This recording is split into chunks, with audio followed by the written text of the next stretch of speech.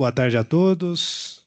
Nós pedimos aos que já chegaram que aguardem só mais um pouquinho. Em 5 minutos, nós vamos dar início no nosso webinar. Obrigado.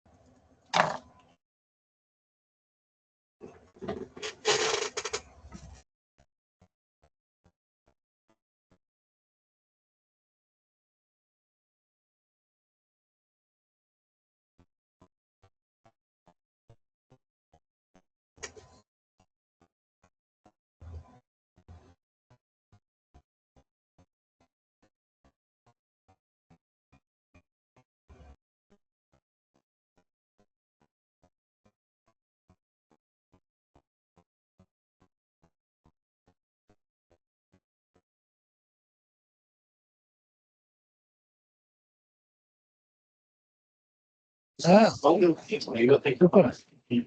Sério. Então é melhor.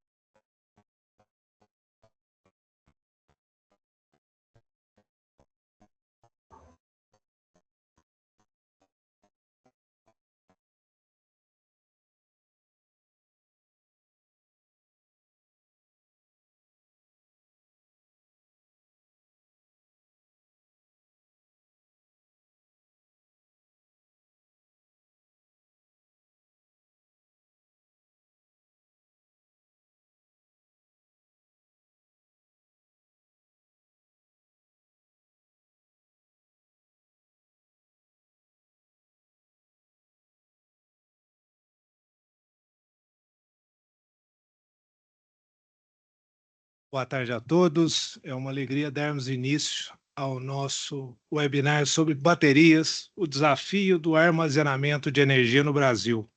Primeiro, eu gostaria de agradecer aos nossos convidados pela confiança e pela gentileza de estarem aqui conosco, compartilhando o conhecimento que possuem sobre o tema. Eu gostaria de agradecer ao senhor Marnê Antunes, da CEMIG, Stefano Rosa, da VEG, Mário Bertossini, da Auren, Ciro, também da Auren, assim como meu grande parceiro na organização deste evento, Carlos Augusto Leite Brandão, presidente da ABAC, Associação Brasileira de Armazenamento e Qualidade de Energia.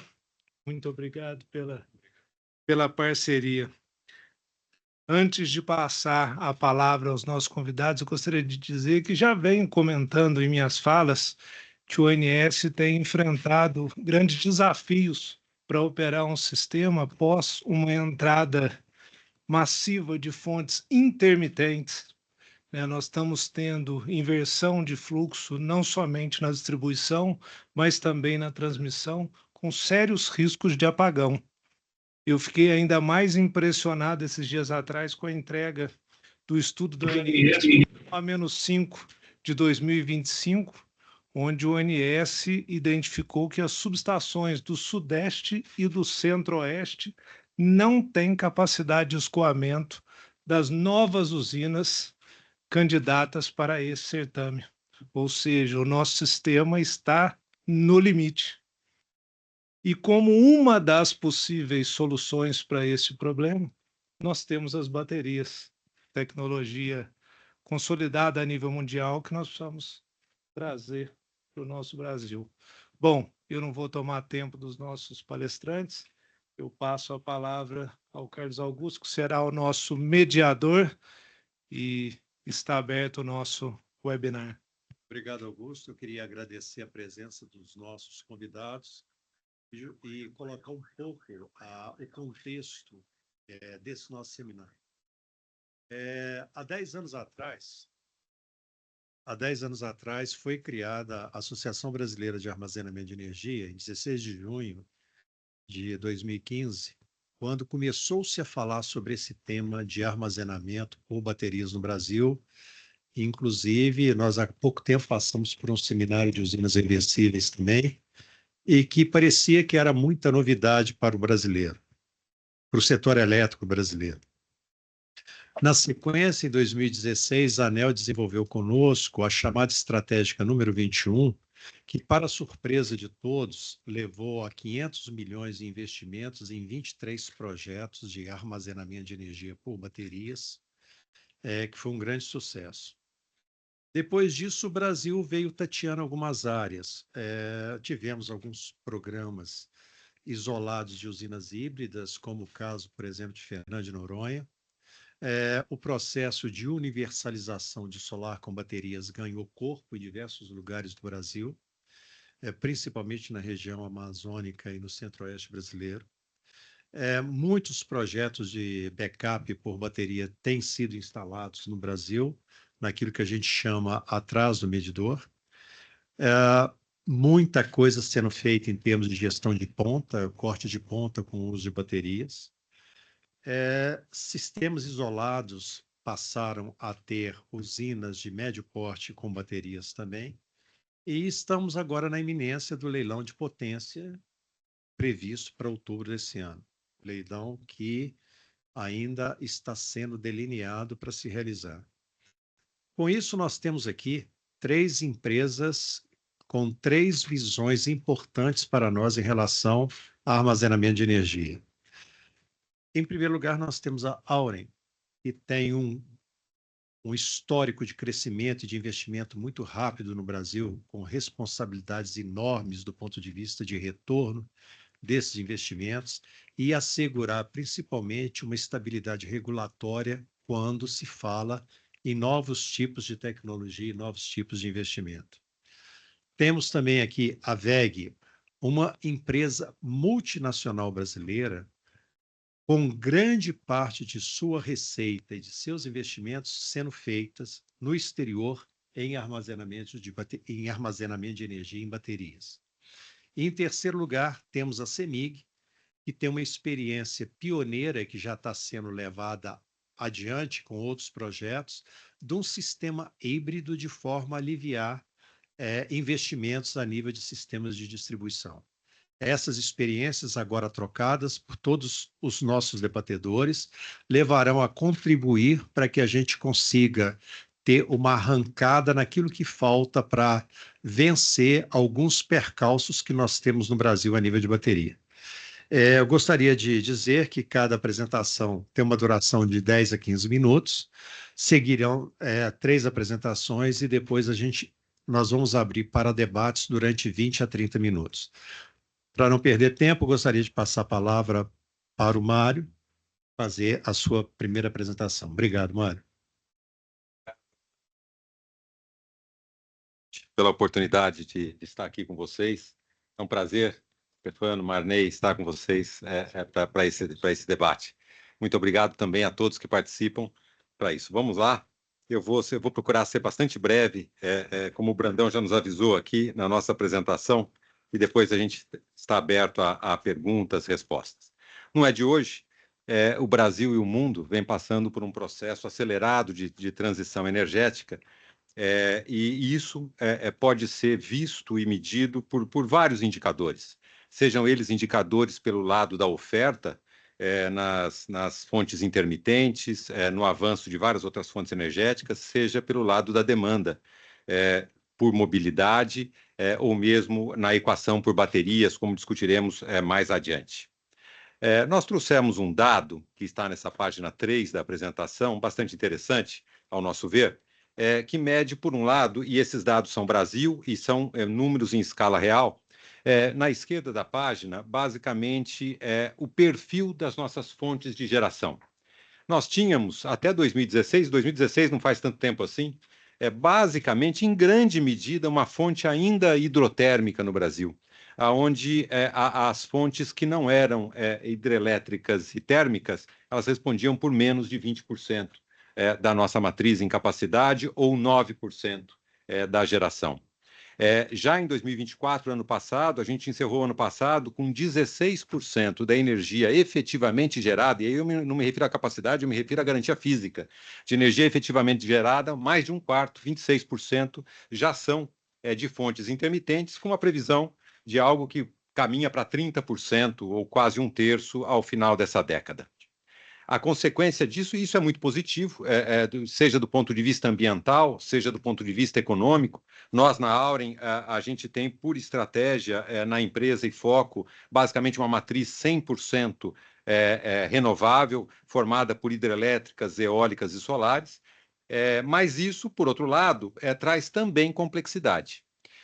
A complexidade, uma das formas de enxergá-la está exemplificado na sequência de gráficos da direita da página. Quando nós tínhamos, basicamente, até 2016, aquele perfil de fonte que a gente descreveu agora há pouco, ele era basicamente um perfil hidrotérmico de 2016, com alguma modulação, e o que a gente traz aqui é basicamente a modulação, o perfil de geração num dia médio do ano. Num dia médio do ano, nas 24 horas médias de um ano. Basicamente um perfil com alguma modulação horária, é verdade, bastante tênue.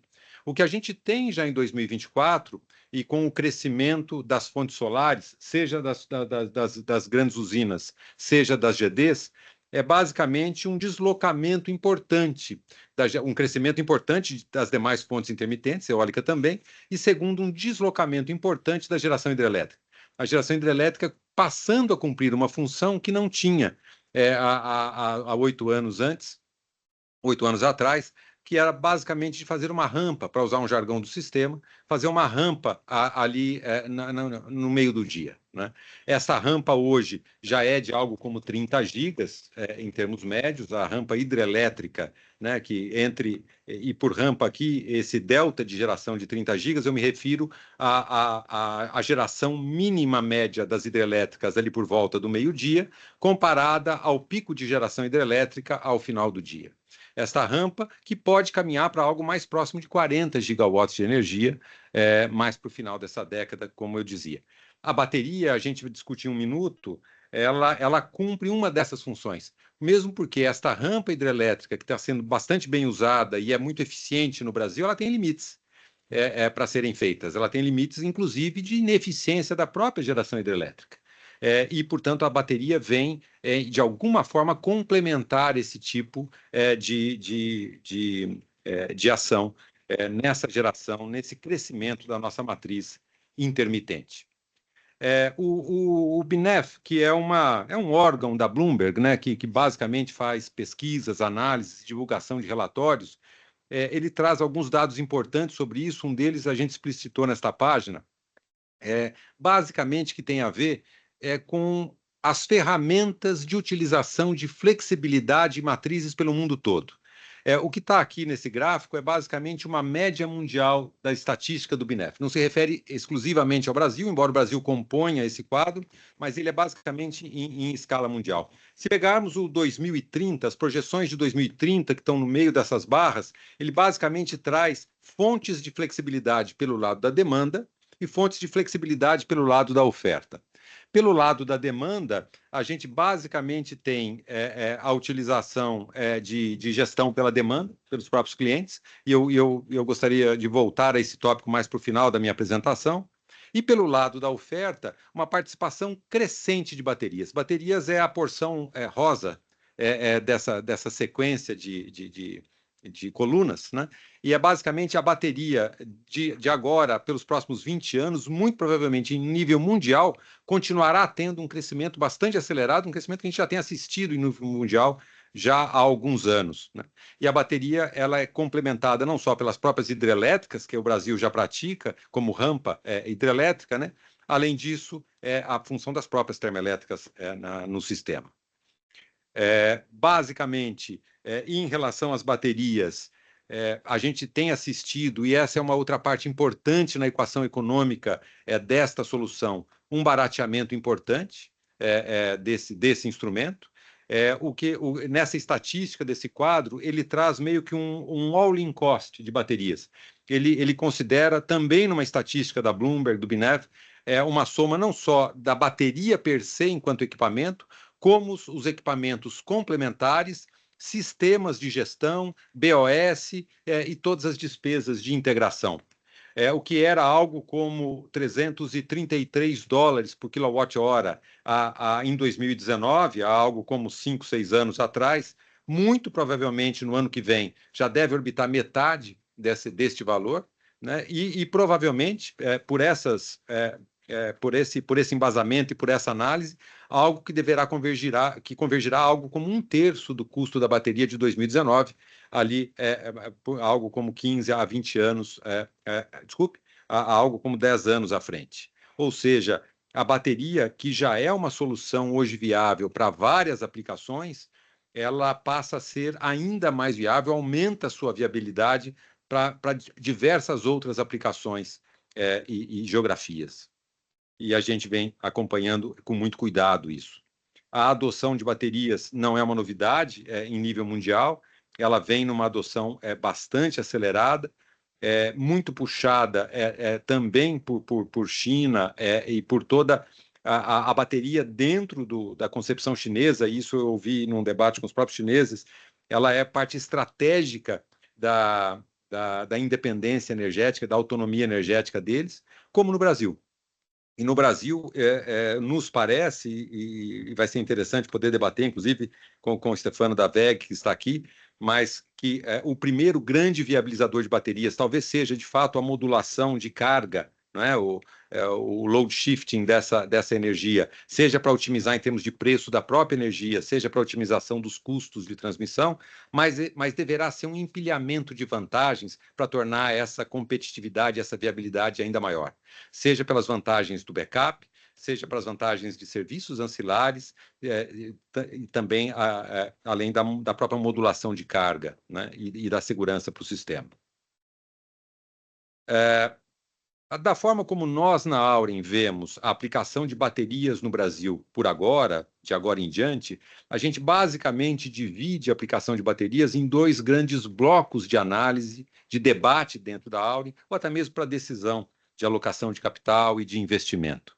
O primeiro deles se refere a aplicações no próprio grid, cujo leilão de reserva a ser confirmado, se esse ano ou no momento que ocorrer, ele talvez seja uma das primeiras grandes iniciativas no país para a adoção das baterias em nível do grid, como grid. Seja para otimizarmos e minorarmos perdas com curtailment, o que pode ser visto sob uma certa ótica como expansão de capacidade, seja para cumprir serviços ancilares, que as baterias podem muito bem cumprir de uma forma bastante eficiente, seja para receitas adicionais, para alguns ganhos de gestão e otimização adicionais, em arbitragem de preço ou mesmo outras otimizações de deslocamento de outras soluções.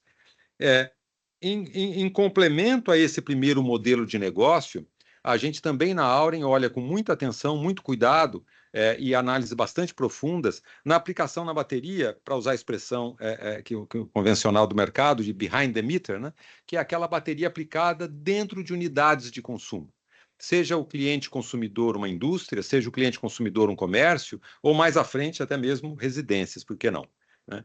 E no behind the meter, na solução behind the meter, seja o uso da bateria para evitar picos de consumo que sejam muito mais, sejam encarecidos por basicamente cruzar pontos máximos contratuais de utilização de carga, de energia ou de utilização de rede, seja na modulação dessa energia em termos horários, para poder pegar os melhores momentos, né, de consumo da energia ou de recarregamento da bateria vis-à-vis preços de energia, no preço horário da energia no Brasil, seja no deslocamento para otimização de custos de transmissão e distribuição. E até mesmo a energia, como a bateria como backup. Basicamente sendo, muitas vezes, deslocando fontes de geração a diesel, motores estacionários, ou mesmo complementando equipamentos estacionários de geração de energia. A gente acompanha com muita atenção, muita análise, muita discussão interna, neste momento na Auren, estes dois modelos de negócio, e que a gente olha e poderemos ser participantes muito em breve. Como forma, talvez ainda rápida também, de contribuir um pouco hoje para o debate dos leilões do leilão de reserva de capacidade no que tange a bateria, eu acho que alguns pontos deveriam continuar sendo debatidos, endereçados e observados. O primeiro deles, eu acho que tem a ver com o tempo de vigência dos contratos no leilão de baterias, que poderemos ter já a partir deste segundo semestre. Né? A gente tem que observar com muita atenção a vida média dessas baterias hoje. A tecnologia tem permitido um alongamento, uma extensão da vida média das baterias hoje para algo já como 15, 20 anos ou até mais. Termos leilão para prazos inferiores a esse, ele é subótimo. Ele vai exigir um investimento de quem está alocando capital na capacidade instalada de baterias, e ele vai ter que prever no seu modelo de investimento uma utilização subótima daquela bateria. Né? E, de alguma forma, o seu retorno vai ter que se pagar num prazo menor do que a própria bateria poderia oferecer. Então, acho que uma coisa a ser observada é isso. Talvez, em relação ao que já foi debatido de prazos de contrato no leilão, talvez mereça uma atenção e uma análise sobre a viabilidade de se estender isso para mais próximo da vida útil dessas baterias. Um segundo aspecto, e eu acho que é uma das vantagens da aplicação de baterias, é a rapidez da sua viabilização. Quase sempre são projetos que se viabilizam num prazo médio entre 6 meses e 1 ano e meio. Então, temos um leilão por agora, para adoção em 3, 4 anos à frente, também talvez possa ser otimizado em relação ao encurtamento do prazo de entrada desses bancos de bateria. Isso viabiliza não só do ponto de vista de retorno, que o alocador de capital, o investidor, começa a ter um retorno do seu investimento antes do que aquele prazo, e também deixa de correr alguns riscos de exposição para esse investimento. Né? Pode ser uma vantagem, um jogo do ganha-ganha para as duas partes, seja o mercado consumidor, que vai estar sendo de alguma forma atendido, o sistema, seja o investidor que está fazendo isso. Um terceiro aspecto, eu acho que tem a ver com o empilhamento de outras receitas. Além da disponibilidade das baterias para um ciclo ou mais em 24 horas, é possível hoje adicionarmos outras funcionalidades a essa mesma capacidade instalada, seja para serviços ancilares, seja como forma de dar uma liberdade para o investidor de poder operar essas baterias, depois de atender primariamente ao objetivo do leilão, poder operá-la em complemento à função primária da bateria. Isso traz mais eficiência, isso traz perspectivas de receitas adicionais e, portanto, um retorno, otimiza o retorno do investidor, sendo os investidores no seu conjunto ainda mais competitivos no próprio leilão, à medida que eles possam contar potencialmente com outros retornos, com outras receitas, para serem mais eficientes no bid daquele próprio leilão.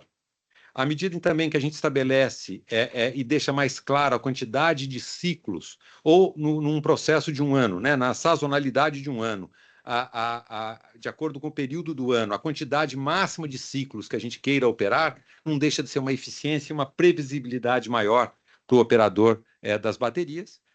E, por fim, eu acho que colocar basicamente os itens de segurança. Bateria hoje já é um negócio maduro em muitas geografias mundo afora. Eu acho que nós, adotando por agora, começando uma adoção mais incisiva, mais forte, abrangente de baterias no Brasil, a gente deveria aprender com os acertos e os erros de outras geografias, de outros países, outras economias que já têm adotado a bateria há muito tempo antes de nós. O quesito de segurança é uma delas. A gente pode aprender com isso, o mundo tem evoluído nesses quesitos de segurança. Em algum momento, acho que vale abrir um debate sobre a questão de os itens, os preceitos mínimos, os níveis mínimos de segurança que a gente quer para a bateria. Por óbvio, quase sempre, quanto maior o nível de exigência em segurança, provavelmente isso também se reflete em custo, em algum custo adicional, mas talvez seja um debate para ter, somado a tudo isso, os níveis de segurança que a gente gostaria de adotar para o sistema. Por fim, já fechando, eu gostaria de dizer que nós, na Auren, temos olhado com muito afinco essa alternativa, temos discutido com vários dos nossos clientes, consumidores e parceiros de mercado, a exemplo de WEG e CEMIG, devo dizer, soluções de bateria. A gente olha isso como um ecossistema. Para fazer sentido isso, tem que fazer sentido para o investidor, mas tem que também fazer muito sentido para o sistema elétrico como um todo e também naquilo que é behind the meter e naquilo que otimiza para o próprio consumidor. É um jogo de ganha-ganha para todas as partes. A gente, cada vez mais no Brasil, ao nosso ver, na estratégia da Auren, passa a operar a flexibilidade energética como um atributo bastante importante para o consumidor, para o cliente consumidor e para os demais agentes. E a bateria é um dos itens fundamentais para a gente ser mais eficiente na operação da flexibilidade de energia, é a maneira como a gente enxerga esse tema. Obrigado novamente, Brandão, Augusto, pela oportunidade e pelo tempo dado. Mário, eu agradeço. Meus parabéns pela excelente colocação de temas aqui que a gente vai abordar na sequência. Eu gostaria de passar a palavra para o Stefano, Ricardo Stefano, agora da WEG, para as suas colocações. Por favor, Ricardo.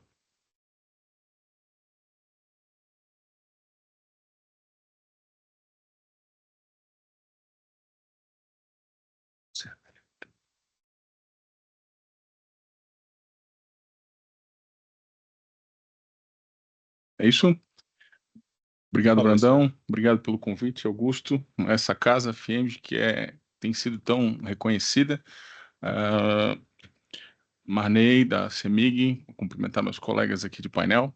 Obrigado pela oportunidade. É um prazer estar aqui representando a WEG para falar de um tema tão importante que é o tema de armazenamento de energia em baterias. Aqui fiquei a cargo de falar um pouco das aplicações, já um pouco cobertas pelo Mário, mas dando um pouco mais de ênfase do ponto de vista de equipamentos, cadeia produtiva local e desafios efetivos para a implantação de sistemas de armazenamento de energia. Começar por um ponto onde eu sempre gosto de começar, que é falar um pouquinho do BES em si, né? Por que BES, né? A gente na WEG encara o sistema de armazenamento de energia em baterias com potência e energia sob controle. A gente pode fazer praticamente qualquer coisa com potência e energia, com aquela potência e aquela energia disponível. Então isso dá um leque de aplicações muito, muito grande, já iniciados ali pelo Mário, mas que pode aí depois somando ou empilhando valor, vamos dizer assim, prover muitos e muitos serviços para um mesmo sistema elétrico, seja ele consumidor, microrrede, grid e por aí vai. Então, basicamente, é o canivete suíço do setor elétrico, né? Existe uma mandala que é bastante conhecida, que é do Rock Mountain Institute. É antiga essa mandala, que nós adaptamos ela para falar um pouquinho das 13 funcionalidades do BES, né? E aqui eu coloco elas de uma forma bastante simplista, mas destaco em laranja aquelas que a gente pode empilhar atrás do medidor, já para começar a falar um pouco de aplicação. Quando a gente fala de uma indústria, por exemplo, Eu posso ter essa bateria acompanhando ali do ponto de vista dos itens em laranja, né? Eu posso ter ela fazendo backup, apoiando na qualidade de energia. Posso ter a questão da descarbonização, uma vez que o armazenamento de energia é um elemento chave para a transição energética, porque ele armazena e injeta energia na rede sem queimar uma gota de óleo, vamos dizer assim, né? Ou seja, sem emissões de poluentes, né? Posso fazer diferimento de investimentos, né? Quer seja atrás do medidor, mas também na frente. Posso ter o autoconsumo, resolver problemas com inversão de fluxo, gerenciar a energia e fazer a correção de fator de potência. Posso reduzir os picos da demanda em um determinado cliente e fazer ainda arbitragem de energia, ou seja, o ponta fora ponta aqui no Brasil, que é o mais comum, mas lá fora essa questão do energy trading ela é muito latente, né? O pessoal usa isso para fazer dinheiro de verdade. Então ali são 2, 4, 6, 7 funcionalidades que eu consigo empilhar com o mesmo BES num mesmo cliente industrial. Fora essas funções, aí tem todas as outras, aí entra atrás do medidor, na frente do medidor, entra a questão de black start, adequação de recursos, parte de uso na transmissão e distribuição e por aí vai. Então, de fato, é um verdadeiro canivete suíço e não é só aqui no Brasil. A nossa experiência internacional nos diz que a gente tem aí a viabilização do armazenamento sempre que há empilhamento dessas funcionalidades, porque daí você começa a somar valor e somar, assim, receita, né? E o Brasil, como já bem dito nas nossas conversas preliminares aqui, desde 2016 a gente já investe em armazenamento de energia em baterias. Começou lá na chamada 21 da ANEEL, que o Brandão teve uma participação bastante expressiva, né?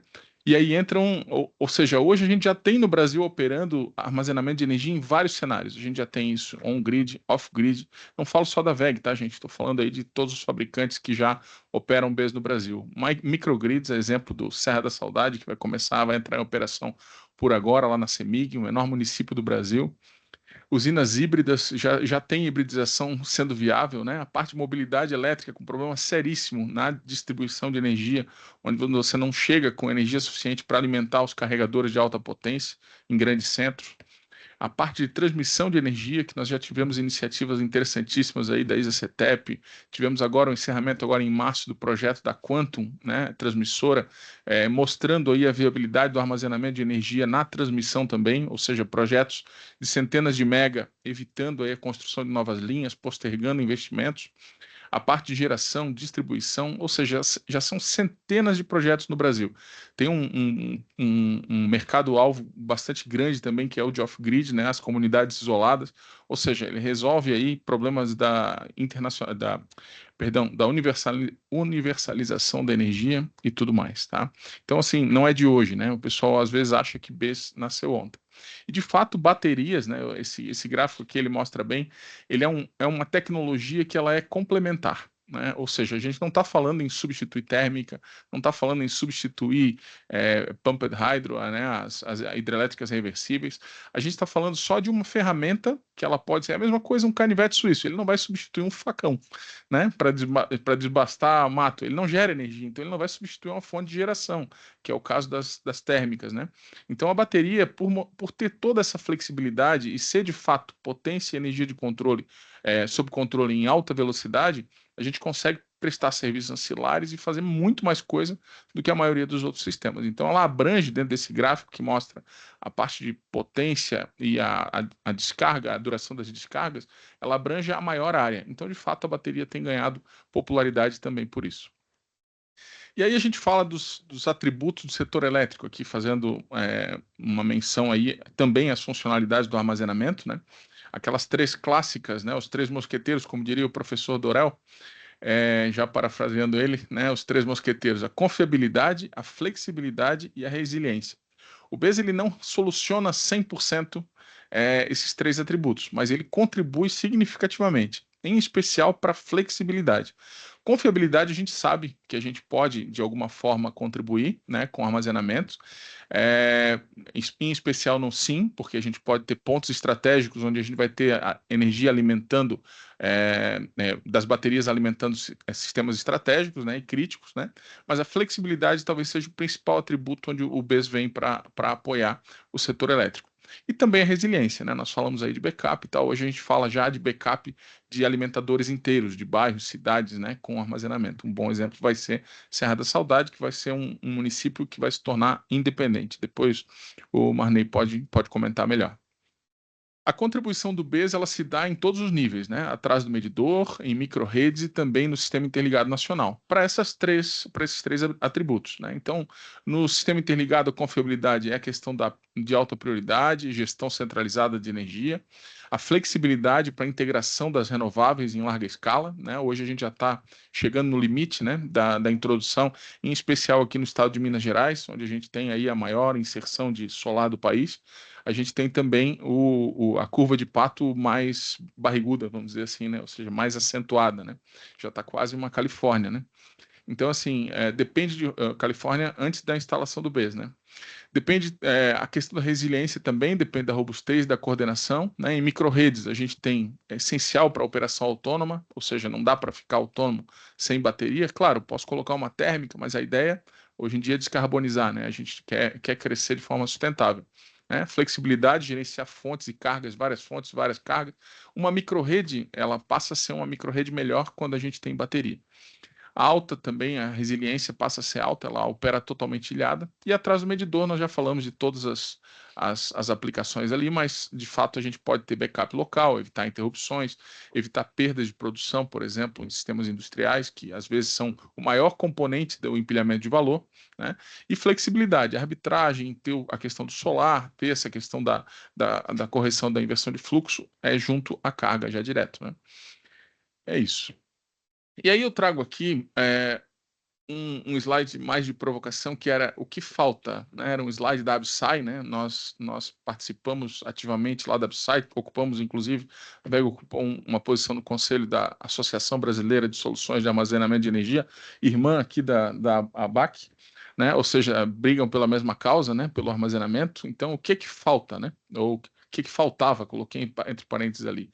Questão do marco regulatório, né? Ou seja, a gente tem agora a promessa de que agora em maio a gente vai ter alguma coisa de resolução normativa para armazenamento, já dando uma noção de para onde a gente vai, né? Ou seja, o que vai ter de segurança jurídica para investidores e tudo mais.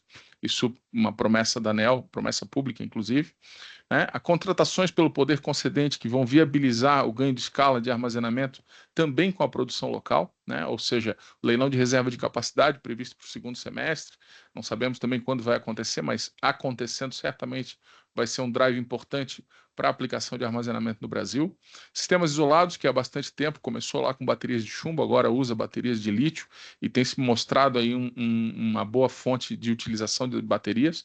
E transmissão, né? Os sistemas da transmissão também são a parte de contratação do poder concedente, onde a gente tem aí a questão da incorporação dela como uma RAP, né? Ou seja, lá na ISA já teve aquele primeiro caso, nós temos aí simulações já feitas no PID da Quantum, ou seja, logo nós teremos BES na transmissão, a exemplo do que se tem no Chile, né? Ou seja, em uso e com êxito.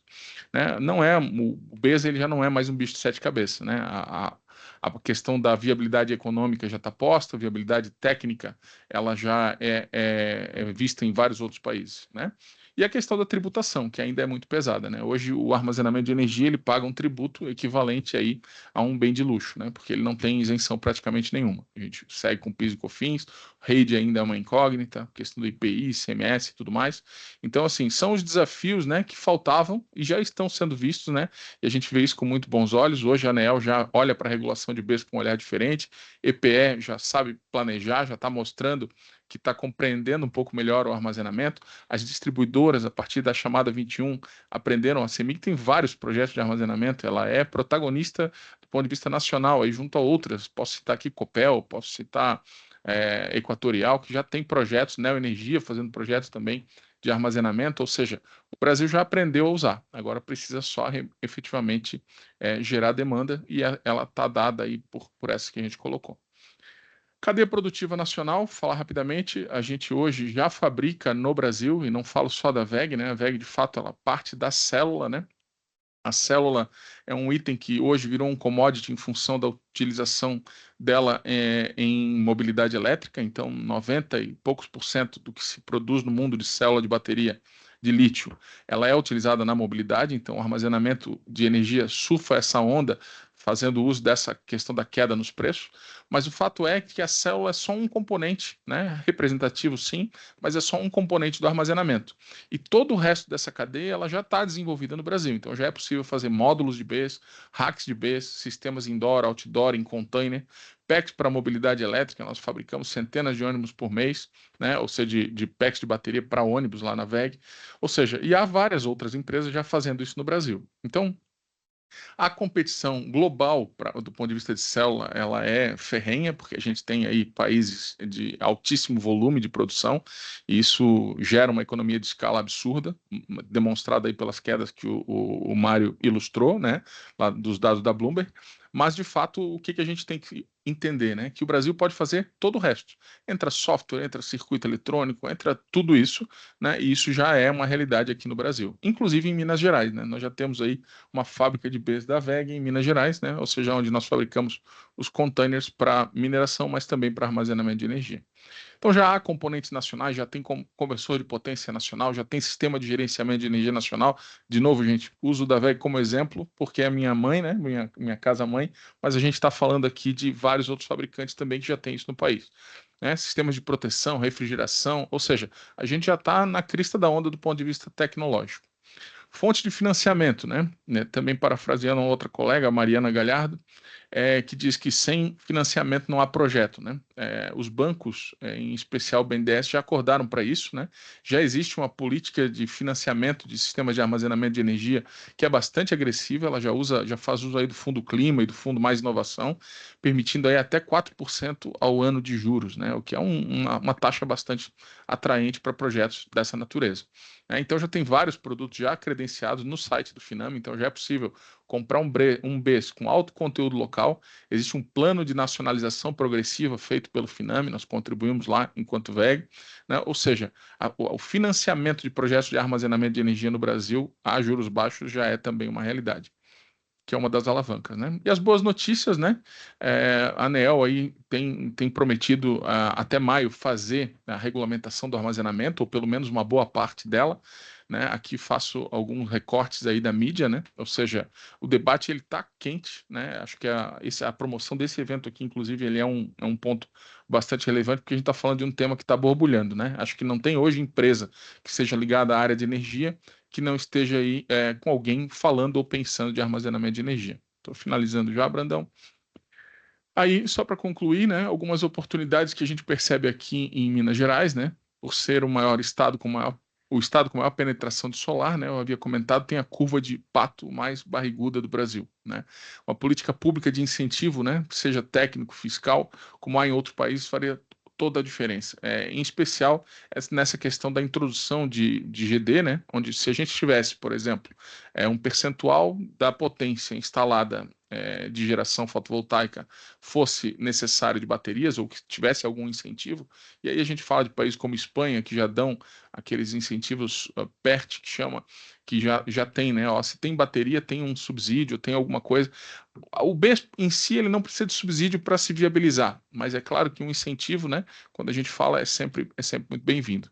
Né? O protagonismo da CEMIG, né? A gente tem aqui uma distribuidora uma empresa de energia que está fazendo bonito, né? Desde sempre, né? Desde chamada 21 com vários projetos, né? Nós em parceria com a WEG nós já colocamos o FMG, temos agora alguns Bs móveis aí para sair também. Tem a Serra da Saudade. Espero que o Marney possa depois nos brindar aí com mais detalhes sobre o projeto. Né? E o desenvolvimento da cadeia produtiva local. Né? Já tem Bs sendo fabricado em Betim. Né? Então, isso é maravilhoso. Né? A gente está falando algo que para o Estado, né, do ponto de vista de estratégia de descarbonização, de crescimento sustentável, faz todo sentido. Né? Logística reversa e reciclagem abrem ainda um grande potencial. Né? A gente sabe que Minas Gerais é da onde saem os minérios, né? Da onde sairiam terras raras e outros, o lítio e tudo mais, né? Mas a gente tem que olhar aí também para como isso vai ser utilizado ali na frente. Pessoal, essa era a contribuição que eu tinha para dar. Agradeço mais uma vez a oportunidade à equipe que organizou o evento e cumprimento meus colegas de mesa. Obrigado. Obrigado, Stefano. Eu queria fazer uma observação que a gente vai ver uma concatenação de pontos, né? Quando se fala canivete suíço, está muito ligado ao empilhamento que foi mencionado pelo Mário, que eu acho que é muito importante. Por favor, Marney. Quando nós estamos falando desse processo de entender todas as vantagens que poderiam já estarem regulamentadas, né, para que eu conseguisse colocar isso numa cadeia única de taxa de retorno, né? Então é importante que a gente vá empilhando essas manifestações aqui para debate posterior, tá bom? Marney, por favor. Boa tarde a todos. Cumprimento aqui o Brandão, Augusto, aqui já agradeço aí pela oportunidade, os colegas aqui da mesa, né, o Mário, o Stefano aí, Tânia, colega aqui há muito tempo.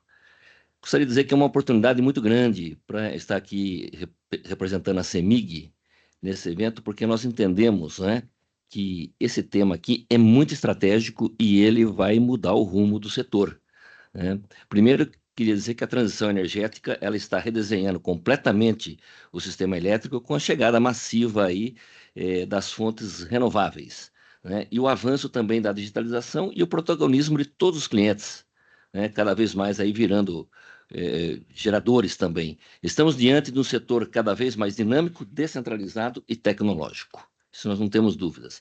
Mas para essa transformação aqui seja segura e justa, nós precisamos, 2 elementos são necessários. Precisamos que tenhamos uma regulação moderna, inovadora, né, que busque a inovação tecnológica, que incentive a inovação tecnológica. E nós temos percebendo que a ANEEL está fazendo isso, né? Está buscando, aprimorando, tomar subsídios, e também, né, entendemos que a regulação ela tem que ser protetora e promotora. Protetora é proteger realmente todos os consumidores, a questão da isonomia, e promover aí o incentivo tecnológico, senão realmente fica difícil, né, de nós conseguirmos avançarmos aí com essas inovações todas. Bom, eu queria dizer que o desafio nosso é grande. Agora, como equilibrar, né, todas essas tarifas justas, com a universalização, a sustentabilidade, com tecnologias disruptivas, como o BES que nós estamos tratando aqui hoje, né, as redes inteligentes, smart grids, veículos elétricos, geração distribuída, enfim, nós temos um desafio gigantesco pela frente. Eu gostaria de trazer aqui, em complemento que o Mário já apresentou aqui, o Stefano, para não ficar repetitivo também, alguns exemplos mais práticos de projetos que nós estamos desenvolvendo, para que depois também possamos aí até criar um debate, ou depois, posteriormente, conforme for aqui a organização do evento. Mas nós falamos aqui rapidamente de modulação de carga, falamos da qualidade de energia e confiabilidade, falamos aqui da resiliência da rede. Esses itens aqui, eu queria dar um exemplo de cada um, onde que a CEMIG está atuando e como que nós estamos contribuindo, logicamente que em parceria com a ANEEL, e inclusive alguns com P&D, né, para que nós possamos aí realmente avançar nesse tema. Modulação de carga, temos exemplos, né, como um caso de onde nós temos um alimentador, uma subestação que nós temos hoje fluxo inverso, estamos colocando baterias justamente para modular a carga, ou seja, receber esse fluxo inverso e depois voltar para a rede sem que afete o sistema. Então, nós estamos trabalhando nesse tema justamente para trabalhar a modulação de carga. Um exemplo de um alimentador, 13.800 volts, mas é um caso a ser estudado. A qualidade de energia e confiabilidade, queria complementar aqui que já temos vários casos de grandes clientes, né, que hoje estão atendidos em 13,8 kV e que para ter um aumento de carga ele precisa passar para 138. Está no limite. E muitas vezes a demanda inicial dele não inviabiliza levar o 138. E com o BES já é possível. Temos 2 casos, 2 exemplos, né, de indústrias aqui que acataram essa sugestão nossa realmente, junto à nossa engenharia, junto com a engenharia deles, buscando essa solução, transformando a indústria em indústria 4.0, para que tenhamos uma solução para que ele possa ter o aumento de carga dele lá, ou até mesmo um deles é carga muito sensível, qualquer balanço na rede que nós tenhamos na nossa subestação em outro alimentador, ele sofre muito. Com o BES móvel, não. Se ele adequar, colocar para acertar a qualidade, né, modulação de frequência, ele pode resolver, e é um caso que resolveu. E também a resiliência de rede, foi dito aqui pelo Stefano, né, um projeto que nós estamos trabalhando muito aqui, não é só resiliência, mas qualidade e confiabilidade também, que é a Serra da Saudade, que nós temos aqui uma característica de Minas Gerais. Nós tínhamos, há 4 anos atrás, nós tínhamos 150 municípios que tinha uma única fonte de alimentação em 13,8 kV. E nós estamos levando, dentro do nosso projeto Mais Energia, levando dupla alimentação para todos esses municípios. E um município nós aqui elencamos para fazer um projeto piloto, né? Projeto da CEMIG, realmente, logicamente que nós conversamos com a ANEEL, conseguimos autorização, a ANEEL evidentemente apoiou, e nós estamos fazendo primeiro a microgrid, né? A Serra da Saudade é uma cidade onde ela será, a dupla alimentação dela, a outra alimentação será bateria com placas solares, com uma geração solar. Então, esse é um exemplo da resiliência de rede, porque é uma cidade onde nós temos dificuldade de acesso, principalmente quando tem aí muitas chuvas, um deslizamento de encostas, problemas seríssimos. Então, essa é uma alternativa que nós estamos dando também. Ou seja, temos exemplo para qualidade de energia, para resiliência de rede, para modulação de carga, e também mais um recente que nós fizemos, até a título de curiosidade, nós temos muitos desligamentos programados para fazer obras, como todas as distribuidoras têm. E nós fazemos isso e, para evitar esse desligamento programado, colocamos geradores diesel, né? É um contrassenso, né? Não é possível que nós temos gerador diesel para ligar lá de 1 mega, para evitar esse desligamento programado, e vamos colocar um BESS.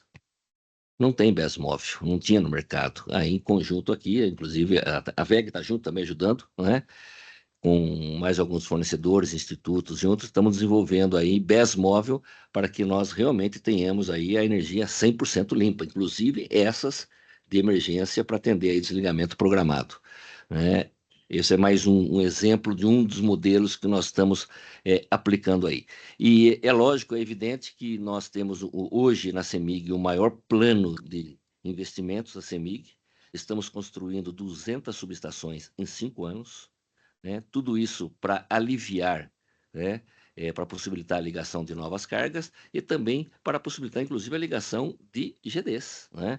A CEMIG hoje, ela lidera a instalação de GDs, nós já estamos com 7 gigas aprovado, 4,6 conectados de GDs, né? Instalados, fora as UFVs, vocês bem sabem. Então, nós também, junto com o nosso novo ADMS, que é um sistema que administra toda a operação do sistema elétrico, contratamos o DERMS. Estamos desenvolvendo lá o DERMS, que é uma aplicação onde a gente controla todo o fluxo de potências dessas fontes renováveis. Isso já está em fase final de implantação, inclusive num BESS móvel que nós temos aqui junto com o FMG. Nós já estamos trabalhando com o DERMS, fazendo os testes lá para que nós possamos operar, despachar, segurar, né? Enfim, isso aí tudo já é um projeto, mais um exemplo de um projeto que nós estamos fazendo e também nos preparando com os sistemas, porque sabemos do desafio grande que virá também, que é o curtailment, que também foi citado aqui e apresentado aqui pelos companheiros, e sabemos que o BESS móvel também pode ser uma solução, ou parte da solução para o curtailment, né? Eu acredito que é isso que eu posso falar aqui nesse momento, e aí não coloco à disposição aí de vocês todos aí para que nós possamos dar continuidade aqui no evento. Marney, eu agradeço muito, inclusive pela sua experiência que traz aí nesse processo. Eu gostaria de convidar que nós aqui pudéssemos nos agregar um pouco mais aqui, para que a gente pudesse aparecer no debate. Enquanto a gente se acerta aqui, eu gostaria de provocar algumas perguntas. Eu vou começar pelo Mário. Mário, a Auren tem se mostrado uma empresa extremamente pujante no mercado brasileiro, comprometida com investimentos e comprometida com consumidores em termos de qualidade e principalmente comprometida em um plano de expansão dentro daquilo que preconiza o planejamento do setor elétrico brasileiro. Você citou aqui um problema da flexibilidade, tanto do lado da demanda como do lado da oferta. E isso é uma coisa muito interessante, porque nós temos hoje um sistema que molda diferentemente daquilo que era o planejamento do passado. Entretanto, falta-nos ainda muitos procedimentos de regulação para que você, como investidor, possa confiar. Você citou en passant um ponto que eu acho extremamente importante, é que na hora que você calcula o retorno desse investimento como a vida útil do investimento em 10, 10 anos ou 15 anos, para mim, que eu posso falar francamente o que eu acho, isso é barreira a novos entrantes, a novas tecnologias. Porque uma tecnologia antiga, você dá 25 anos para amortizar esse investimento, e uma tecnologia nova, você fala em 10 anos. Então, fica evidente que todo esse processo de flexibilidade, de uma necessidade de transmissão, de uma necessidade de oferta de geração, falta ainda muito do ponto de vista de regulamentação e aquilo que se chama de empilhamento. Qual é a forma que você entende que a iniciativa privada pode estabelecer bases para ajudar que essa regulamentação saia o mais depressa possível comprometida com os interesses da sociedade e dos investidores? Veja, obrigado pela pergunta, Brandão. Da forma como nós vemos, eu acho que é um momento muito propício para uma iniciativa como essa, para debates. Eu acho que é um momento, de fato, de trocar ideias. É um momento, como a gente, né, discutia e via no conteúdo também dos colegas, a bateria hoje ela já é uma solução viável em várias geografias, e eu acho que a gente deveria aprender também com erros, né? Seja do ponto de vista de remuneração desse investimento, com todo o serviço e potencial de receita e retorno que a gente possa trazer para o mesmo investimento de bateria, né? No leilão de capacidade, por exemplo, de reserva de capacidade de baterias, ter o equipamento disponível para um ou mais ciclos durante 24 horas médias é um quesito primário, é o objetivo de existência do leilão, né? Mas a gente poder agregar outros serviços àquele mesmo parque instalado é uma forma de trazer mais eficiência para o próprio leilão. A gente viabiliza, ao nosso ver, na Auren, a gente pode viabilizar equipamentos mais sofisticados, a gente pode propiciar a esse parque de baterias a prestação de alguns serviços ancilares em complemento a todo o outro parque gerador e de transmissão que já presta serviços ancilares, e a gente permite ao mercado também algum espaço de poder otimizar em carga e em deslocamento de custos de transmissão. Então, assim, eu acho que a gente deveria aprender. Itens de segurança é outro quesito. A gente na Auren, como é a WEG, como é a CEMIG, como são várias das empresas, a gente roda o mundo para tentar aprender com essas experiências. Quando a gente passa pelas experiências norte-americanas de baterias, chinesas com baterias europeias, a gente vê alguns níveis de acidentes históricos que eles mesmos relatam como aprendizado, que são muito importantes. E eles relatam que aquilo hoje foi evitado por quesitos de segurança que eles, não estou dizendo Brasil, me refiro a geografias externas, não consideravam 5, 10 anos atrás, não é tanto tempo assim, 5, 10 anos atrás. A gente tem que aprender com tudo isso. São quesitos que, de novo, podem, num outro aspecto, onerar o investimento, mas são absolutamente necessários para a segurança do nosso sistema. Então, eu acho que, para finalizar, Brandão, eu acho que é muito debate e é um aprendizado com experiências que estão um pouco mais à frente em maturidade que nós. Obrigado. Eu queria dizer que todas as perguntas já estão abertas. Enquanto vocês preparam as perguntas aí para fazer para os nossos convidados, eu vou passar mais 2 perguntas, uma para a WEG e depois uma para a CEMIG. E aí a sistemática, quem está coordenando as perguntas aí agora?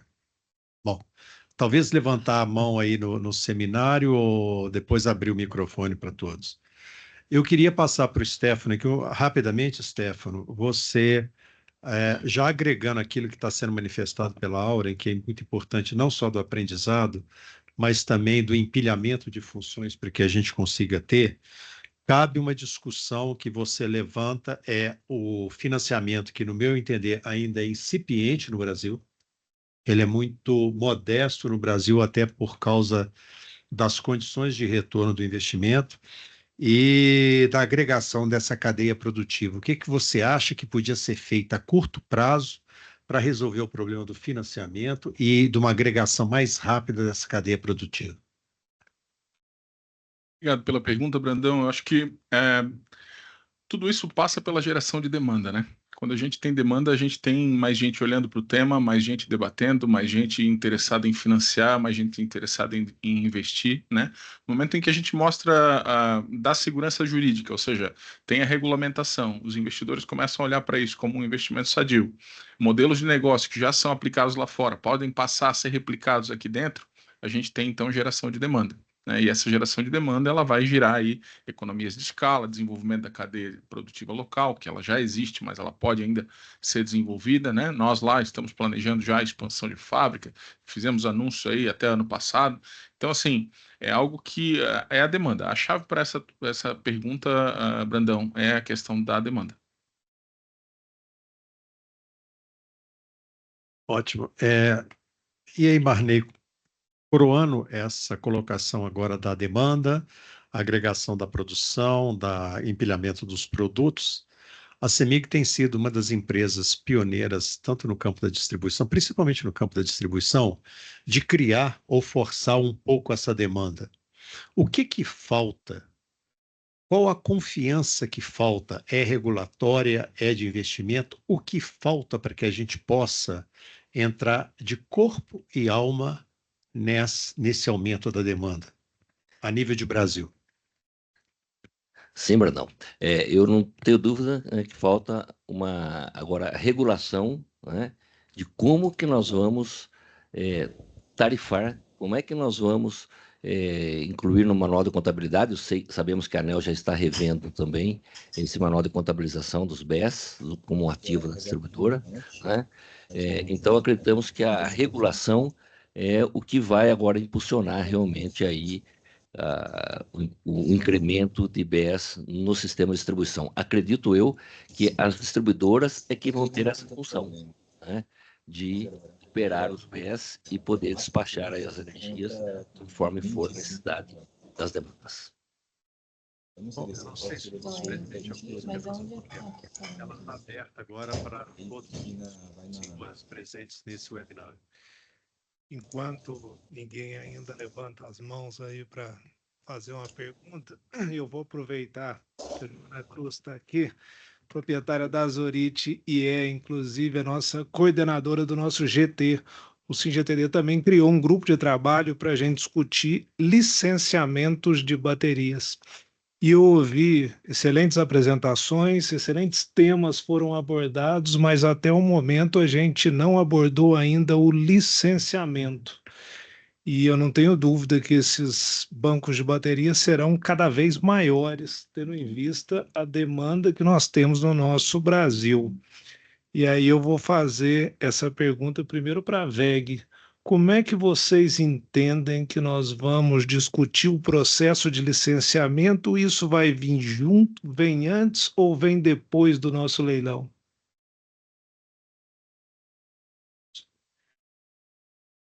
Então, Augusto, isso vem e precisa vir em paralelo.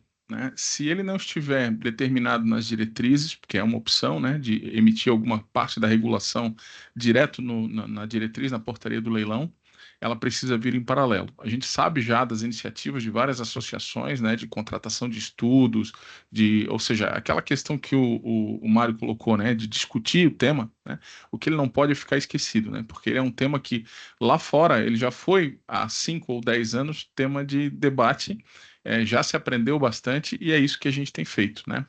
Vou usar de novo o exemplo da VEG, né, a gente lá em 2017 adquiriu uma empresa de Bs nos Estados Unidos para entender mercado, para entender modelo de negócio, para entender de licenciamento, para poder contribuir ativamente nessa discussão aqui no Brasil. Mas o que falta, respondendo a tua pergunta, é em paralelo, é andar isso junto, né? Porque, querendo ou não, a hora que colocar o projeto para rodar, ele tem que estar licenciado. Então, o que a gente preconiza, e que isso ande em paralelo.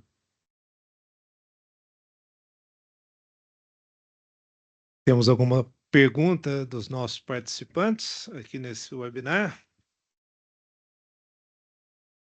Boa tarde a todos.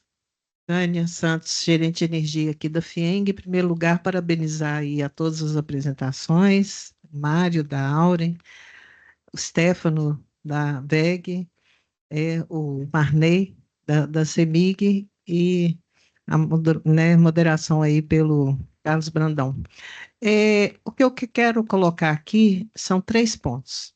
Primeiro, a FIENG pode ajudar nesta matéria, principalmente num ponto aqui que o Stefano levantou, que é a questão de incentivos fiscais, né? Muito importante, porque toda nova tecnologia, todo novo desenvolvimento de mercado, a gente tem aí uma dinâmica de conversa com a Secretaria de Estado da Fazenda, onde há depois aquela questão do ovo e da galinha, muito bem citada aqui, tem que nascer o mercado, nascer o produto, e obviamente que você vai ter desenvolvimento desse mercado, e aquilo que você abre mão no início, depois você tem a compensação por aumento deste mercado no Estado.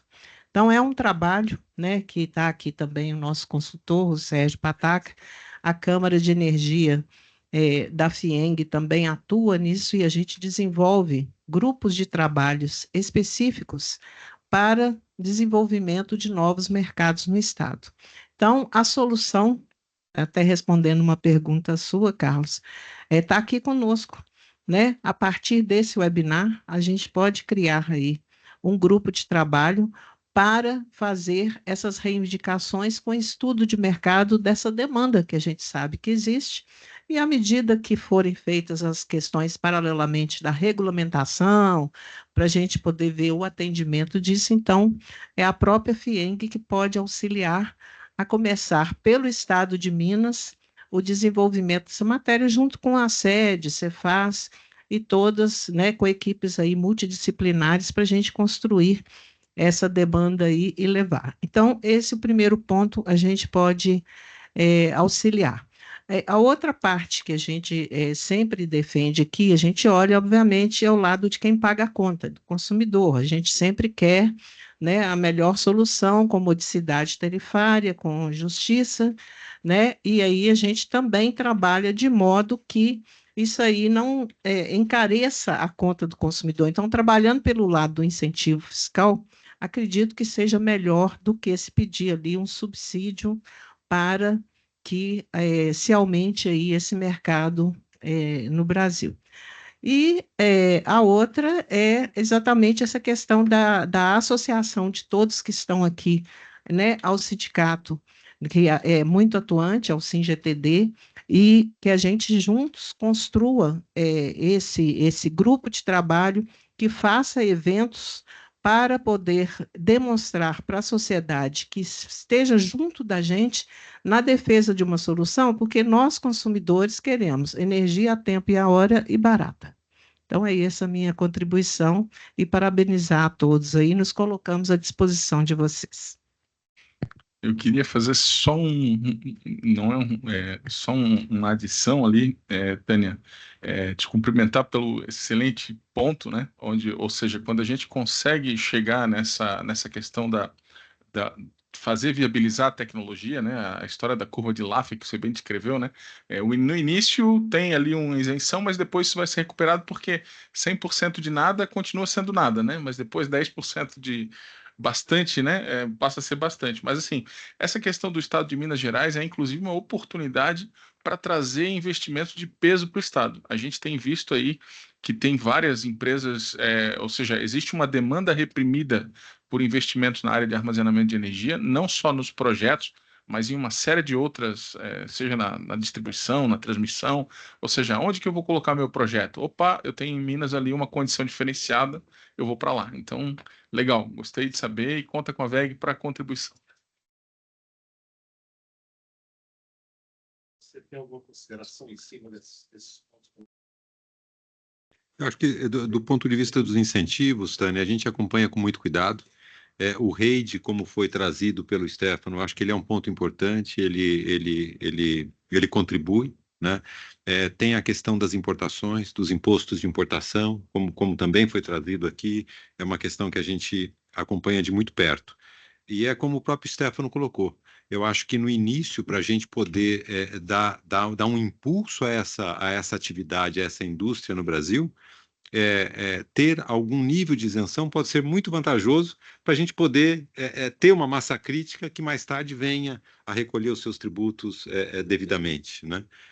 Só não temos sempre que tomar o cuidado de calibrar o momento de começar o desligamento sob risco de trazer distorções. Mas a gente apoia, a gente acompanha com muito cuidado, e eu acho que vai ser, sim, quesito de fundamental importância na competitividade e na qualidade dos players para esse potencial leilão que está por vir. Nós temos aqui, Carlos, 2 perguntas já em texto feitas pelo chat que a Joana vai nos ajudar com a leitura.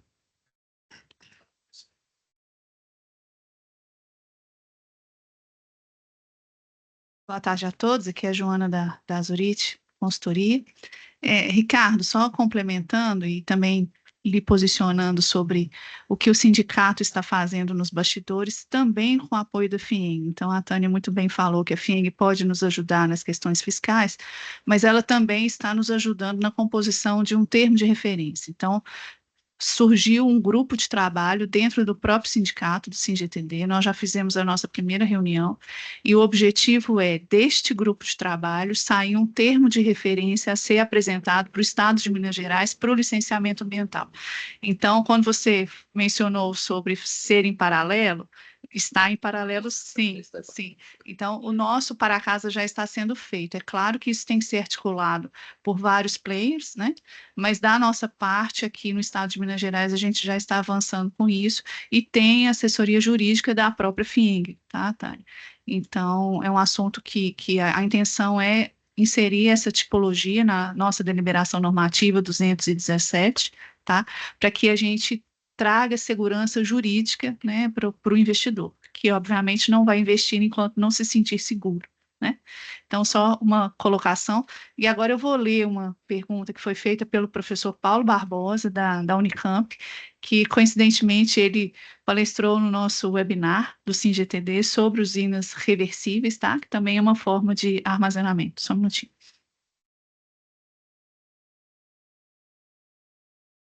Em algumas experiências de mercados internacionais, aí com exemplo a Austrália e o Texas, parte expressiva da formação da receita do BES vem da arbitragem de preços. No caso do Brasil, com o PLD formado por modelos computacionais, é possível pensar em alguma receita da arbitragem, ou melhor, esperar o empilhamento das receitas sem contar com a parcela da arbitragem? Mário, você podia responder, por favor? E é verdade, no Brasil, e essa é uma proteção do nosso sistema, a gente tem pisos e tetos para o nosso PLD, né, que traz vantagens de proteção para o sistema.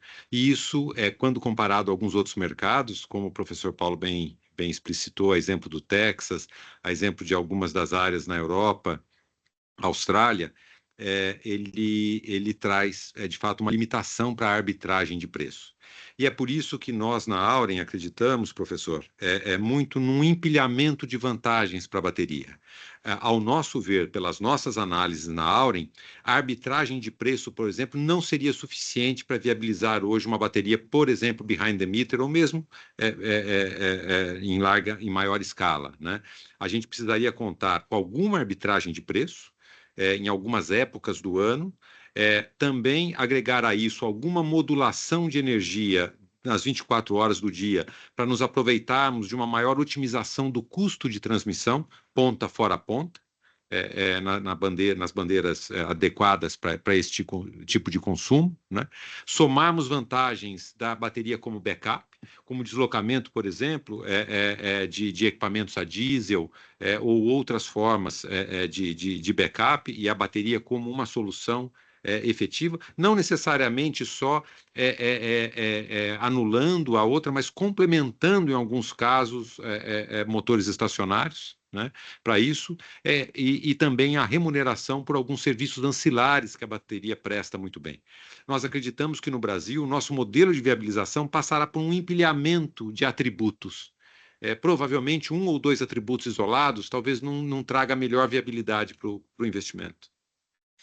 Eu gostaria de perguntar se os outros 2 convidados nossos querem acrescentar alguma coisa na resposta, ou podemos passar para outra? Podemos passar para outra, por favor?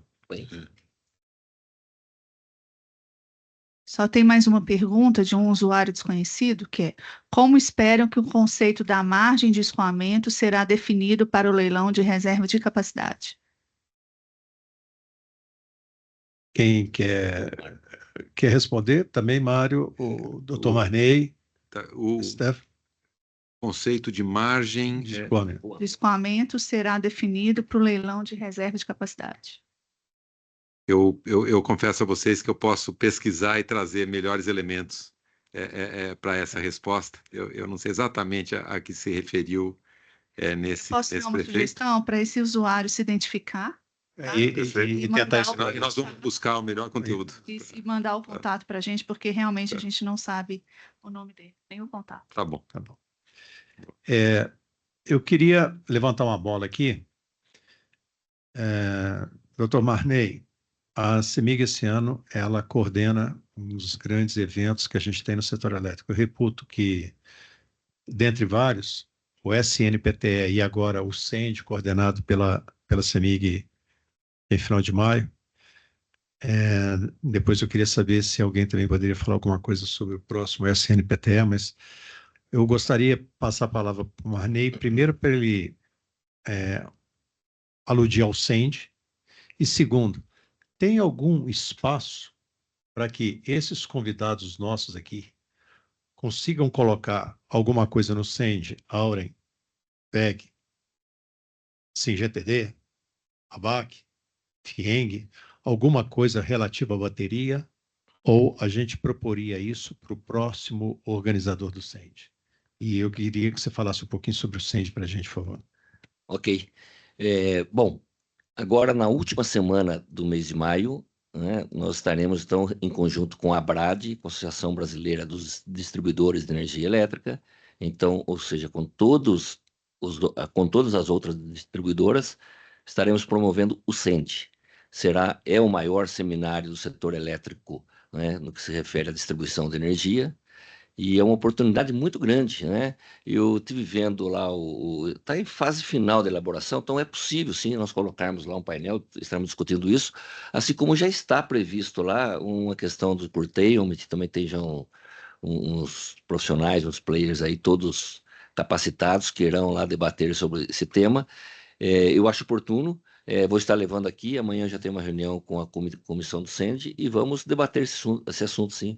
Vamos ajudar a divulgar, né? Então, eu convido a todos aqui, né, através do site da Brad aí, pesquisar, conhecer lá sobre o CEND e participar conosco. Temos mais de 1.200 trabalhos técnicos inscritos, 300 serão apresentados, os outros demais ficarão para uma outra oportunidade, estarão disponíveis no site do próprio CEND, e teremos também aí mais de 200 expositores, né, que trarão aí seus equipamentos, suas novas tecnologias, né, tudo que há de modernidade aí no setor. Então, uma oportunidade para que todos possam participar e estar junto conosco lá. Muito obrigado. Por favor. Mais uma pergunta do Alexandre Senizio, da RET. Com a crescente demanda por baterias de lítio e outras tecnologias de armazenamento, quais são as perspectivas para a cadeia de suprimentos de matérias-primas no Brasil? Gostaria de responder, Stefano? Sim. Bom, a cadeia produtiva de armazenamento de energia, ela começa lá na mineração, né? Ela começa lá na mineração das terras raras para compor as células e tudo mais. Ou seja, ela é bem longa, né? E muito dessa cadeia, ela já está hoje amplamente disseminada. Acho que eu fiz um comentário a respeito disso durante a nossa apresentação, onde a gente tem essas células já sendo fabricadas em grande escala por alguns países asiáticos, né, que deixam isso praticamente sem condição de outras regiões do planeta competir. O que é que se espera, né? É que essas fábricas elas passem a ser descentralizadas, né? Ou seja, vamos falar especificamente Estados Unidos, por exemplo, fechou as fronteiras, precisa fabricar lá dentro, né? Ou seja, vai ter gente fabricando célula de bateria nos Estados Unidos, certamente com matéria-prima vinda de outros países, né? Brasil, a mesma coisa, existe um plano de nacionalização, aí o NIB, Nova Indústria Brasil, do governo federal, que estimula ao desenvolvimento da cadeia produtiva de baterias no Brasil. Então, é de se esperar que em algum momento haja aí a iniciativa de se produzir essas células aqui. Por enquanto, não é isso que acontece por aquele motivo que eu expliquei. Existe uma sobreoferta de baterias no mercado, até em função de uma retração recente no mercado de mobilidade elétrica, ou seja, está sobrando bateria de lítio no mundo. Então, o que é interessante e estratégico para o país? Focar naquilo que vem depois disso, né? Ou seja, hoje a gente consegue comprar bateria de qualidade a um custo bastante que viabiliza projetos, vamos dizer assim, né? E dali para frente tem toda uma cadeia produtiva que ela já existe no Brasil e está sendo cada vez mais desenvolvida. Então, é natural também que, a exemplo do que acontece nos Estados Unidos, alguns fabricantes façam alianças locais para a fabricação local de seus produtos, né? A WEG está atenta a isso e também tem algumas parcerias já em andamento, ou seja, produção local de itens globais, né?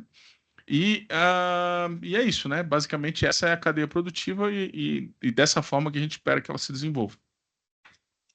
Eu gostaria de passar a palavra tanto para o Mário como para o Marney. Marney primeiro, que está do meu lado, para se quiser completar a resposta também. Só um complemento. Nós temos aqui a região nossa aqui do estado de Minas Gerais, o Vale do Jequitinhonha, tem uma região lá que nós estamos denominando Vale do Lítio, né? Devido a umas empresas mineradoras que estão lá processando o lítio aí da mais alta qualidade. Então, eu só queria fazer essa menção aqui, que está sendo uma oportunidade também na matéria-prima, né? Minas Gerais contribuindo aí com essa inovação tecnológica. Mário? Eu acho que nesse aspecto está bem coberto o tema. Está bem coberto. Eu tenho. Mais alguma questão? Nós estamos preocupados aqui com o andar da hora, daqui a pouco o pessoal tem que também pegar voo, etc. e tal. Eu queria fazer algumas considerações aqui, pedir uma palavra final de cada um dos nossos debatedores. De uma nota de 0 a 10, qual a probabilidade, Mário, de no estágio atual, nós como empresas, investidores em geração e transmissão, entrarem hoje de cara nesse mercado de bateria? Qual que seria uma probabilidade de confiar nesse mercado hoje? Para o leilão de reservas, você diz? Tanto para o behind the meter, podia até separar, eu acho que é bem behind the meter e beyond the meter, ou seja, behind the meter eu sou quase que um provedor de soluções para o consumidor. Perfeito. E beyond the meter eu dependo mais da regulamentação e dependo muito mais daquilo que é uma cadeia de investimento, retorno, que criam compromissos diferentes. Por favor. Perfeito. Veja, Brandão, assim, se eu pudesse até adiantar um pouco a tônica, eu acho que é bastante boa a probabilidade, seja em qualquer um dos dois segmentos. Nós, na Auren, temos acompanhado com muito cuidado, não somos o único, por óbvio, do mercado, na solução behind the meter. A gente tem hoje uma grande comercializadora entre as líderes do mercado brasileiro, com uma base de clientes bastante grande e diversa. E nós estamos bastante convencidos de que uma solução de bateria behind the meter para uma boa base desses clientes, pequenos, médios e grandes, poderiam trazer vantagens bastante grandes. Principalmente, não só na adoção, por exemplo, de melhores backups, como também da modulação, mas ser um agente, o cliente consumidor ser um agente da sua flexibilidade e trazer eficiência através da flexibilidade energética. Para isso, a gente acredita que ele precisará de apoio. E apoio seja do provedor, do fornecedor da bateria, daquela solução, muitas vezes pronta para ele, investindo por ele, e sendo remunerado ao longo do contrato, seja trocando ideias com ele de como encontrar a melhor solução para operar a sua própria flexibilidade, no seu próprio perfil de consumo e nas suas otimizações. Então, é um mercado que vem amadurecendo, a gente vem analisando de muito perto, e eu diria que é com uma alta probabilidade de viabilizarmos algumas soluções no curto prazo. Para o leilão de reserva, esse é um tema que a gente acompanha com extrema atenção, com enorme atenção, A gente acha que o arcabouço de regras, regulatório, pode sempre ser melhorado, por óbvio, as ideias estão sendo debatidas, é bem verdade que o governo e a ANEEL, o Ministério, tem sido aberto a sugestões, eu devo dizer, em todas as iniciativas, e que pelo andar da carruagem, pela sequência de fatos e evidências que nós temos visto, a gente torce para que esse leilão se viabilize de uma forma rápida, de uma forma célere, e nós estamos, enquanto Auren investidores, considerando seriamente a nossa entrada no leilão. Depende de uma série de outros quesitos que vão além do aspecto regulatório, tem a ver com alocação de capital, tem a ver com retorno requerido, custo de capital, num momento, diria que mais volátil dos mercados mundiais e brasileiros, mas a gente está olhando seriamente e atribuindo, portanto, uma probabilidade razoavelmente grande de sermos um agente nesse leilão. Ok, muito interessante. Marney, passando para você agora, no meu tempo de CEMIG, quando eu era responsável pelo planejamento de distribuição, nós tínhamos orgulho de dizer que a CEMIG tinha a maior rede de distribuição do hemisfério sul. Aquele negócio de brincar, dava tantas voltas na Terra, etc. e tal. O que não deixa de ser uma verdade para um estado que é mais ou menos equivalente à França mais a Suécia não, a Espanha, um país desses juntos, né? E antes da gente entrar no ar, nós estávamos falando que é muito cômodo para a gente aqui em Minas Gerais construir, e eu tenho parte nisso também, eu construo uma usina no norte de Minas, tem uma das melhores instalações que eu posso ter, e distribuo essa energia em outro local. Não estou entrando no mérito da regulação da GD em si, mas isso te leva a uma complicação de contrafluxos, te leva, inclusive, a uma complicação até para usinas maiores fora da GD, de curtailment, que é um assunto que aflige hoje qualquer um de nós aqui, até em hidroelétricas. Face a esse tamanho que a gente tem de rede, a essa responsabilidade que a CEMIG tem a nível de distribuição e transmissão, não haveria alguma coisa um pouco mais agressiva, no melhor sentido da palavra, para a gente fazer, para vencer obstáculos de regulamentação, para que a gente tivesse uma resposta mais rápida aos problemas de contrafluxo e aos problemas de curtailment nessa área, em vez de ficar esperando sempre o passo seguinte da regulamentação? Bom, obrigado aí pela pergunta. A CEMIG tem redes de média tensão, nós temos 513 mil quilômetros de rede, 400 mil quilômetros estão na zona rural. Desses 400 mil quilômetros, aproximadamente 315 mil quilômetros são redes monofásicas. E aí veio a GD, falam que Minas Gerais tem a maior insolação, terra barata, mas enfim, tem uma rede que ela não suporta transportar essas energias geradas. Até porque nós sabemos, principalmente o norte de Minas, que é onde se instalaram primeiro aí com a alta demanda de GDs, a carga é baixa, é muito baixa. Então, foi o primeiro grande problema que nós tivemos, né? Então, o problema é técnico, escoamento. Como é que a gente vai escoar essa energia se as redes são todas monofásicas, né? Para isso, logicamente, que nós criamos o programa o Minas Trifásico, que é converter as redes monofásicas em trifásicas, e também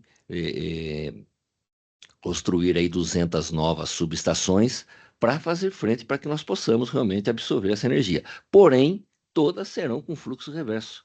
O próprio ONS, ela soltou aí algumas notas dizendo que o norte de Minas e algumas regiões do Triângulo, o fluxo inverso já estava na extra alta tensão, né? Então, realmente tem esse problema. Quando a ANEEL soltou a nova resolução que citava a questão do fluxo inverso, que sugeria o despacho, né, durante o horário noturno, já havia o problema sedimentado. Então, realmente foi um transtorno muito grande para nós, porque nós tivemos que recusar muitos pedidos de IGDs de 1 kW, 2 kW. Porque se eu reprovo um de 1, como é que eu aprovo um de 100, um de 1000, 1 mega? né? E a regra tem que ser para todos. Então, foi assim um momento difícil que nós tivemos, mas, enfim, nós conseguimos aí, com esses avanços aí dos nossos investimentos, a CEMIG, possibilitar a ligação dessas GDs, e também nós fizemos que de um modo pioneiro, aceitamos algumas GDs, pegando como base o consumo dela dos últimos 12 meses, de tal forma que ela mesma consumisse a parte dela e o bairro consumisse o restante, de que não houvesse o fluxo inverso. Conseguimos desenvolver uma metodologia, depois virou até uma nota, foi uma nota técnica da CEMIG, e a ANEEL acabou também transformando isso aí numa regulação onde permite a ligação dessas GDs. Então, eu acho que é normal, né, quando tem essas inovações tecnológicas, a regulação vindo um pouco atrás. Isso acontece com todos os itens inovadores, não é somente com energia elétrica, né? Temos vários outros exemplos aí, não só nesse sentido. Então, eu acredito, Brandão, que a ANEEL, eu vejo o esforço, acompanho de perto, né, o esforço deles em acompanhar, né, em tentar desenvolver e chegar juntos aí antes que os problemas ocorram, né? Perfeito. Doutor Stefano, a gente já, como associação, ABSAI, ABAC, nós nos frustramos muitas vezes com o assunto armazenamento de energia e bateria.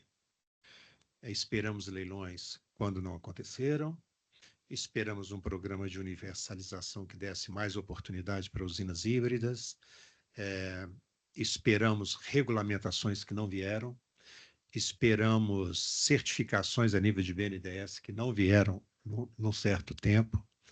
Então, a nós, como associações, nós temos uma parte de uma história de frustrações. As coisas não aconteceram e foram ficando no tempo. A pergunta é muito provocativa para a indústria brasileira. Qual o risco, da mesma forma que eu pedi ao Mário uma nota, qual a nossa probabilidade como indústria de estar na iminência de viver um novo risco de frustração, com frustração de leilão, com frustração de regulamentação, com frustração de cadeia produtiva, com frustração de investimento. Esse risco melhorou ou nós vamos ter mais risco pela frente de frustração? Excelente pergunta, Brandão. Eu te diria o seguinte, eu acho que a gente está diante de uma curva de inflexão, né? A gente vem de uma série, eu estou no armazenamento, acho que desde 2015, o primeiro projeto da WEG, botamos de pé em Florianópolis com um projeto de P&D da Celesc, né? Ou seja, estamos falando aí de 10 anos, está fazendo uma década que a WEG já pensa e fala em armazenamento. Como eu disse, em 2017 fomos aprender isso lá fora, mas hoje a gente já tem visto, né, a implantação de vários sistemas e mais do que isso, né, vamos dizer assim, o olhar do poder público para o tema, para o armazenamento. O armazenamento ele está quase naquela linha do mal necessário, sabe? Ou seja, a gente precisa, o setor elétrico precisa de baterias, né? Quer seja para curva de pato, quer seja para leilão de reserva, onde ele já se provou há 2, 3 anos atrás ser mais competitivo do ponto de vista de despacho de até 4 horas, quando comparado a outras tecnologias, né? Ou seja, a gente está diante de um ponto de inflexão. Então, assim, do ponto de vista de risco, Brandão, eu vejo com bons olhos. É naturalmente que existe, né, a questão da competitividade. A gente compete também num mercado que ele é global, né? A gente está falando de fabricantes que estão no mundo inteiro e estão fazendo isso já há mais tempo. A gente está num mercado que, apesar de ser imaturo, né, ou seja, o mercado de armazenamento no Brasil ele ainda está engatinhando, mas é um mercado que tem muitas particularidades, né? A gente não pode acreditar que a gente vai chegar aqui e aplicar o que é feito lá fora do ponto de vista de produto. A gente tem aí questões até de tropicalização de produto que são jabuticabas muito nossas, né? Vamos dizer assim. Então, se a gente for parar para pensar, né, a gente acaba tendo a missão, o dever de ser competitivo em tudo aquilo que a gente faz, né? No início da nosso evento aqui, você comentou que boa parte da receita da WEG é armazenamento e tal. Na verdade, a maior parte da receita da WEG hoje ela vem no mercado externo, né? Ou seja, já passou de 50% da distribuição entre mercado interno e externo, né? E o armazenamento ele na verdade, um negócio estratégico dentro das novas vias de crescimento da WEG. E como tudo que a gente faz, e isso eu falo por mim, mas falo também por todas aquelas empresas privadas que têm no seu DNA a necessidade de ser competitivas. Então não adianta a gente fabricar no Brasil, ser muito bonito, mais tecnológico e não ser competitivo, né? E ter alguém que vai. Então o risco ele também passa por aí. Mas como eu já disse, a gente tem olhado para isso de forma muito atenta, né? Parcerias elas estão sendo formadas para que isso não fique em branco, vamos dizer assim, né? O importante é que a gente já domina a tecnologia e o risco tecnológico a gente já reduziu, ele já está mitigado, né? Então a WEG já aprendeu, o Brasil já conhece mais de armazenamento e, de novo, apesar do nosso mercado ele ser incipiente, ele tem particularidades que são só nossas, e é aí que a gente se ampara e de novo, né? Estar local, quem vai fazer um investimento ter a segurança de ter uma empresa que já está aqui há mais de 60 anos e vai estar aqui em outros 60 certamente, né? Isso é para nós também um grande diferencial. Tá? Então, risco sempre há, todo negócio tem riscos, mas a gente acredita que consegue mitigar conhecendo bem tecnicamente, se posicionando de forma competitiva e trabalhando sério. Obrigado. Pelo adiantar da hora, nós estamos aí para encerrar. Eu queria passar a palavra para o nosso presidente Augusto, mas antes, deixando a palavra aberta para os nossos convidados fazerem alguma consideração final. E mais do que nunca, Augusto, eu gostaria de primeiro agradecer a minha participação junto com essas pessoas aqui, brilhantes pessoas do setor elétrico. Aprendi muito, algumas questões aqui me trouxeram um aprendizado bastante importante.